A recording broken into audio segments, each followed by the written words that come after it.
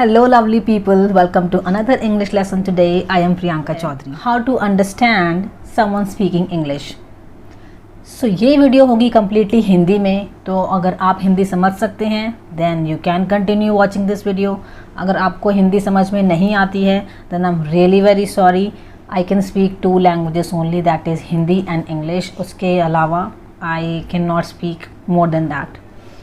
So yes, तो ये video होगी हिंदी में उन सभी लोगों के लिए जिनके लिए इंग्लिश में कही जाने वाली बातें समझ नहीं आती हैं।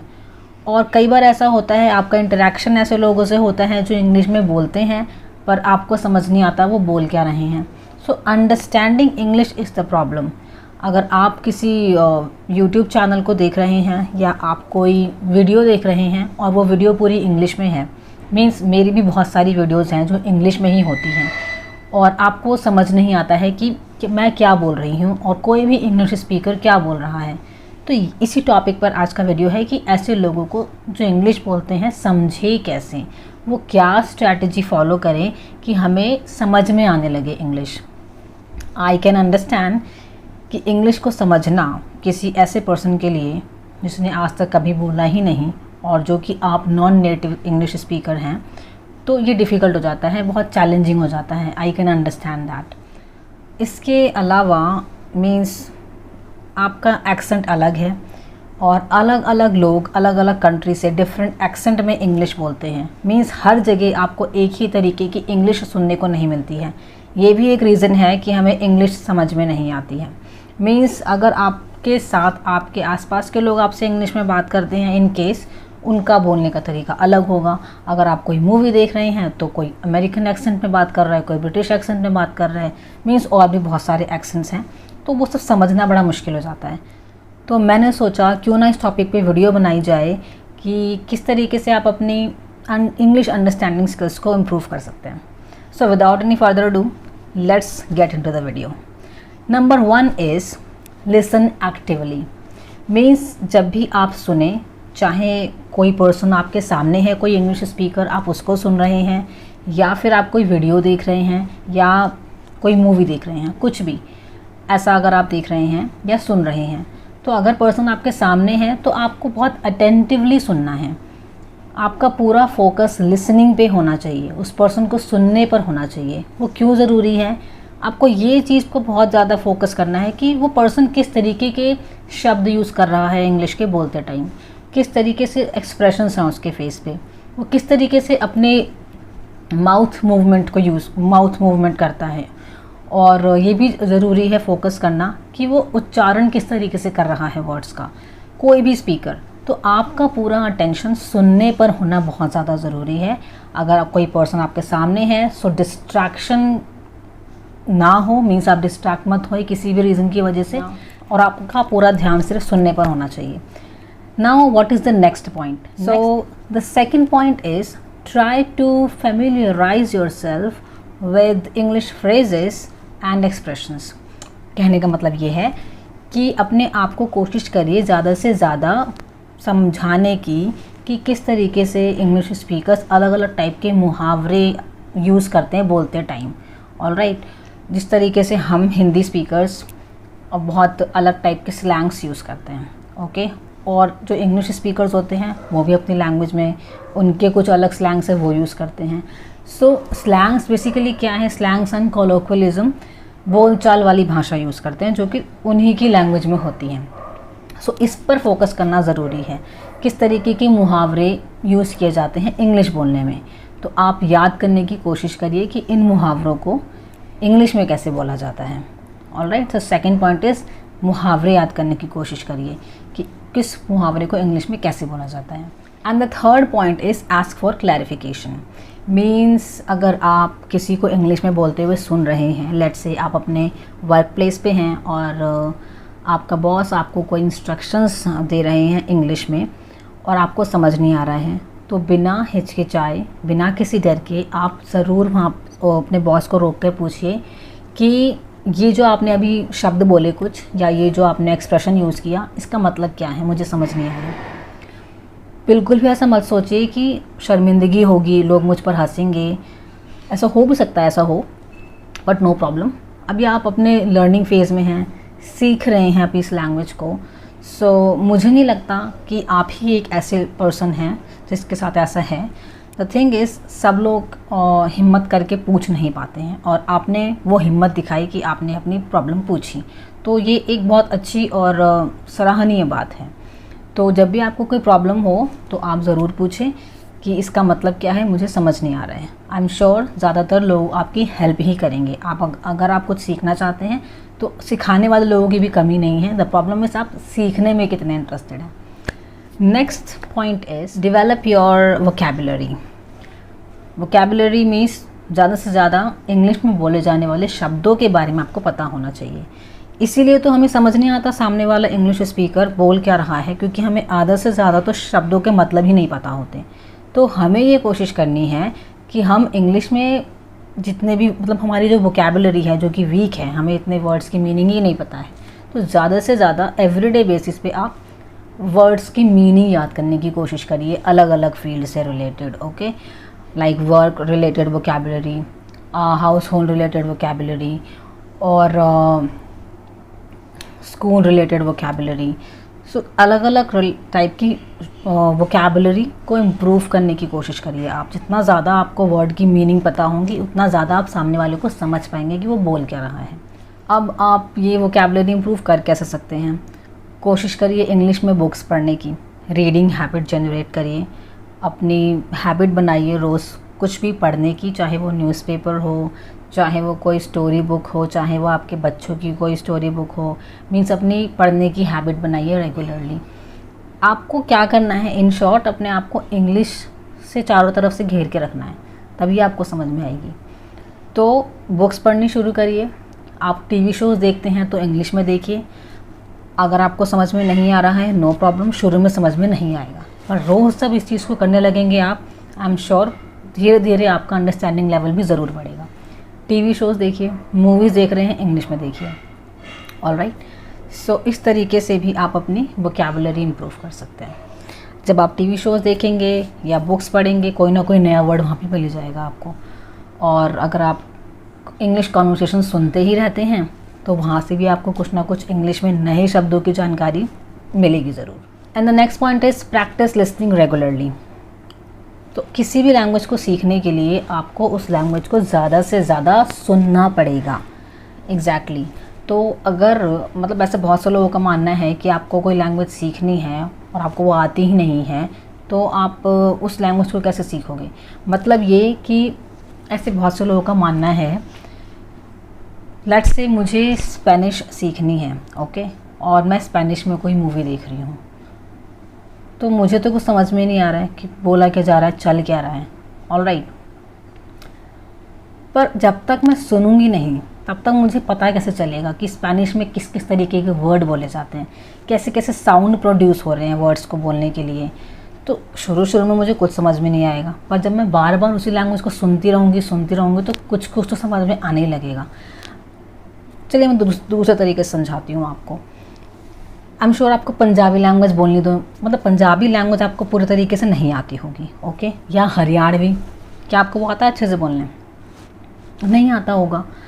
तो आपको अपनी नेटिव लैंग्वेज के अलावा दूसरी लैंग्वेजेस के बारे में कुछ कुछ चीज़ें पता होंगी। क्यों? क्योंकि आप उनसे रिलेटेड चीज़ें सुनते हैं कभी ना कभी, या तो हरियाणवी सॉन्ग सुन लेते हैं या पंजाबी सॉन्ग सुन लेते हैं, और सुनते सुनते धीरे धीरे हमें समझ में आने लगता है और हम भी कभी ना कभी गुनगुनाने लगते हैं। मतलब मेरे साथ तो ऐसा होता है। सो सिमिलरली किसी भी लैंग्वेज को सीखने के लिए उस लैंग्वेज को सुनना बहुत ज़्यादा ज़रूरी है। धीरे धीरे स्लोली हमें काफ़ी सारी चीज़ें समझ में आने लगेंगी। सिर्फ सुनना ही नहीं, सुन के आपको ध्यान भी रखना है कि ये जो वर्ड्स बोले जा रहे हैं इसका मतलब क्या है, जानने की कोशिश करना है। अगर आप के अंदर वो जुनून रहेगा इंग्लिश को सीखने के लिए, समझने के लिए, तो आप डेफिनेटली समझ पाएंगे इंग्लिश। सो ये मेरा पॉइंट था कि इंग्लिश सुनने की भी हैबिट बनाइए रेगुलर बेसिस पे। क्या सुन सकते हैं? इंग्लिश पॉडकास्ट सुन सकते हैं, ऑडियो बुक्स भी आप सुन सकते हैं, या फिर न्यूज़ लगा लीजिए, अपने न्यूज़ टीवी पर ऑन कर दीजिए, इंग्लिश में आप न्यूज़ भी सुन सकते हैं। सो इंग्लिश को रेगुलर बेसिस पे सुनिए। Next point is watch English movies and TV shows with subtitles. तो अगर आपका ये कहना है कि हमें तो समझ ही नहीं आ रहा है कि क्या चल रहा है इस मूवी में, क्या चल रहा है इस टीवी शो में, सब इंग्लिश में ही बातें कर रहे हो, कुछ भी समझ में नहीं आ रहा है, तो उस केस में आप सबटाइटल्स ऑन कर लीजिए।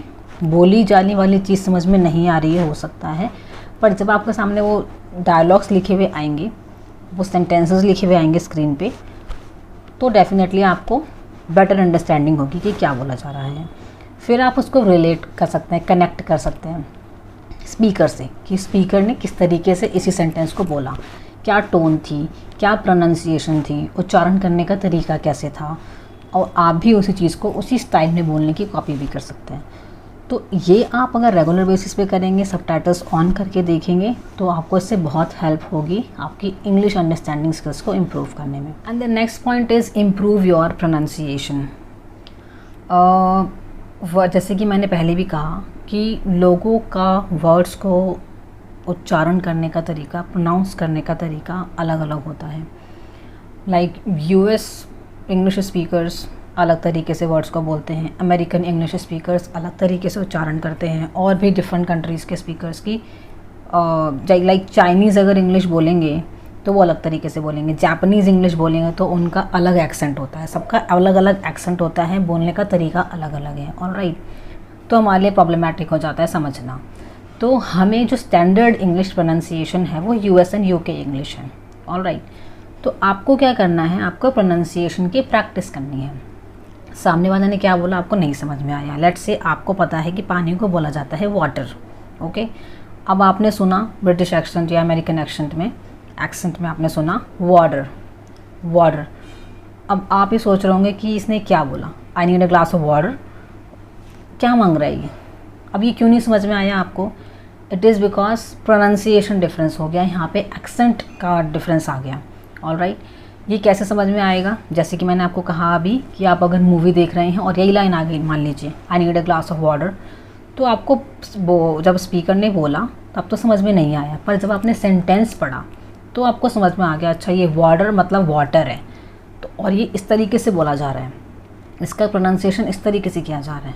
ऑलराइट, तो ऐसे ही आप भी समझ सकते हैं। बहुत सी प्रोनाउंसिएशन एक्सरसाइजेस भी अवेलेबल हैं, बहुत से चैनल्स भी अवेलेबल हैं। मींस मैंने भी बहुत सारी वीडियोस इसमें अपलोड करी हुई हैं on my channel regarding pronunciation, कि किस वर्ड का उच्चारण कैसे करना सही रहता है, तो आप वो भी चेकआउट कर सकते हैं प्रोनाउंसिएशन प्रैक्टिस के लिए अपनी, कि आपको ये जानना बहुत ज़रूरी है वर्ड्स को सही तरीके से उच्चारण कैसे किया जाता है, उसको जानिए। सामने वाला अगर बोल रहा है तो उसको ध्यान से सुनिए, जैसे मैंने पहले कहा आपको, और जब आप समझ जाते हैं कि अच्छा ये इसकी प्रोनाउंसिएशन है, फिर आप भी उसको उसी तरीके से बोलने की प्रैक्टिस करिए।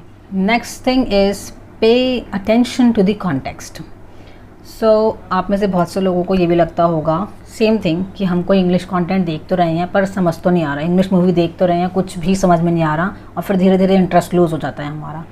तो जैसे कि मैंने कहा शुरू में समझ में नहीं आएगा, पर अगर आपने थोड़ा सा पेशेंस रखा, ओके, और आपने समझने की कोशिश करी, थोड़ी सी अपनी एफ़र्ट्स लगाए समझने के लिए, तो आपको समझ आने लगेगा। कई बार ऐसा होता है कि फॉर एग्ज़ाम्पल अपनी एग्जांपल देती हूँ, मैं कोई साउथ इंडियन मूवी देखती हूँ तो मुझे कुछ नहीं समझ में आ रहा होता व्हाट इज़ हैपनिंग, ओके, पर जो स्टोरी चल रही होती है पीछे, जो बैकग्राउंड होता है, जो background context of the movie होता है, उसे देख के कुछ आइडिया तो लग ही जाता है।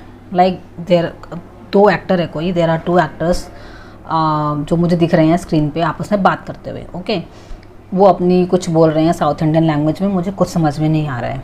ऑलराइट, तो मुझे कुछ आइडिया लग रहा है उनके एक्सप्रेशन से, उनके फेशियल एक्सप्रेशन से, उनके हैंड जेस्चर से, कि कुछ तो मतलब ये दोनों आपस में या तो आर्ग्यूमेंट कर रहे हैं या फाइट होने वाली है, अभी क्या चल रहा है scene. Are you getting my point? तो कुछ आइडिया हमें कॉन्टेक्स्ट के थ्रू लग जाता है कि अच्छा ये चीज़ चल रही है, ये मूवी कुछ इस बारे में है। ऑलराइट, ये रोमांटिक मूवी है, ये शायद एक्शन मूवी है, ऐसा देख के लग रहा है बस। तो यही मैं कहना चाहती हूँ कि आपको अटेंशन देने की ज़रूरत है कॉन्टेक्स्ट पे। समझ में नहीं आ रहा है अभी शुरुआत में, नो प्रॉब्लम, धीरे धीरे समझ में आने लगेगा। कुछ चीज़ें सब टाइटल्स पढ़ के समझ में आएंगी, कुछ कॉन्टेक्स्ट के थ्रू समझ में आएंगी। और आपकी इंग्लिश अंडरस्टैंडिंग स्किल्स कैसे इम्प्रूव होगी, जब आप खुद को इन्वॉल्व करने लगेंगे धीरे धीरे इंग्लिश स्पीकर्स के साथ। अब चाहे वो नॉन नेटिव इंग्लिश स्पीकर्स हों या इंग्लिश स्पीकर्स हों, तो अगर आप ये कर सकते हैं तो बहुत ज़रूर ट्राई करिए। मतलब बिल्कुल भी ऐसी अपॉर्चुनिटी, ऐसा अवसर मत खोइए कि आप प्रैक्टिस नहीं कर रहे हैं स्पीकिंग की। ऑलराइट, आपको सिर्फ समझना ही नहीं है, आई थिंक बोलना भी चाहते होंगे आप। तो जब भी आपको मौका मिले उनके साथ बोलने की प्रैक्टिस करिए। ऑनलाइन अगर ऐसी अपॉर्चुनिटी मिलती है, आपने कोई कोर्स ज्वाइन कर रखा है इंग्लिश स्पीकिंग कोर्स, तो वहाँ पे इंटरेक्ट करने की कोशिश करिए इंग्लिश स्पीकर से। तो जितना ज़्यादा आप बोलेंगे, जितना ज़्यादा सामने वाले की सुनेंगे, उतनी जल्दी आपको धीरे धीरे इंग्लिश समझ में आने लगेगी। And the next point is, English को समझने के लिए बहुत सारी लर्निंग ऐप्स भी अवेलेबल हैं प्ले स्टोर पे, जिनमें आपको ऑडियो क्लिप्स दिखेंगी और मतलब सुनने को मिलेंगी। और उन ऑडियो क्लिप्स को आपको ध्यान से सुनना होगा। फिर उन्हीं ऑडियो क्लिप्स पे कुछ क्वेश्चंस पूछे जाएंगे, जिसमें ये वो क्वेश्चंस कुछ ऐसे होते हैं आपके अगेन अंडरस्टैंडिंग एंड लिसनिंग पे बेस्ड होते हैं। तो ये जो लर्निंग ऐप्स हैं आपकी बहुत हेल्प करती हैं आप इंग्लिश अंडरस्टैंडिंग स्किल्स को इम्प्रूव करने में। तो ऐसी ऐप्स को डाउनलोड करिए, इंस्टॉल करिए, इन ऐप्स को यूज़ करिए। ओके, ये ऐप्स आपके श्योरली हेल्प करेंगी आपकी इंग्लिश अंडरस्टैंडिंग स्किल्स को इम्प्रूव करने में। जब आप कुछ इंग्लिश में सुनेंगे, उसके बाद आपको जब आंसर करना होगा, और तब आपको पता चलेगा कि आपके कितने आंसर्स सही दिए आपने। उसके अकॉर्डिंग आपकी अंडरस्टैंडिंग स्किल्स का आपको पता चलेगा कि कोई इम्प्रूवमेंट हो भी रही है या नहीं हो रही है। तो ऐसी ऐप्स को ज़रूर यूज़ करिए जिससे कि आपकी इंग्लिश अंडरस्टैंडिंग स्किल्स इम्प्रूव हो सके। And the last and the most important point is, be patient with your self. I know बहुत फ्रस्ट्रेटिंग हो जाता है शुरू में, जब हमें समझ में नहीं आ रहा होता है।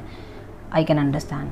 तो इसी स्टेज पे आपको पेशेंट होना पड़ेगा, आपको सब्र रखना पड़ेगा कि कोई बात नहीं, अभी समझ में नहीं आ रहा है, मैं और ट्राई करूँगी, मैं गिव अप नहीं करूँगी जब तक मुझे इंग्लिश समझ में नहीं आने लगेगी। ऑलराइट, सो इंग्लिश को सीखना इतना ईजी भी नहीं है। लाइक बहुत से लोग कहते हैं तो बहुत ईजी है, इतना टफ़ भी नहीं है। ये सब आपकी मेहनत पे डिपेंड करता है और प्रैक्टिस पे डिपेंड करता है। आप कितना रेगुलर बेसिस पे प्रैक्टिस कर रहे हैं उस पर डिपेंड करता है, और आप कितना इंटरेस्ट शो कर रहे हैं इंग्लिश सीखने के लिए। तो ये सारी चीज़ें हैं जो डिपेंड करती हैं इंग्लिश को सीखने में। तो सब्र रखिए और अपने इंग्लिश लर्निंग प्रोसेस को एंजॉय करिए, इंटरेस्टिंग बनाइए। सो बस आज की वीडियो यहीं ख़त्म करते हैं। आई होप ये सारी स्ट्रैटेजीज़ जो मैंने आपके साथ शेयर करी, अगर आप फॉलो करेंगे, I do not only hope, I am sure आपकी इंग्लिश अंडरस्टैंडिंग स्किल्स इम्प्रूव होने लगेगी definitely. And that's it for today's video. अगर आपको ये आज का वीडियो पसंद आया, then do not forget to give it the big thumbs up and subscribe to my channel. Share this video with your friends and relatives जिन्हें English समझने में प्रॉब्लम होती है। I will see you in the next video. Till then, bye bye, take care.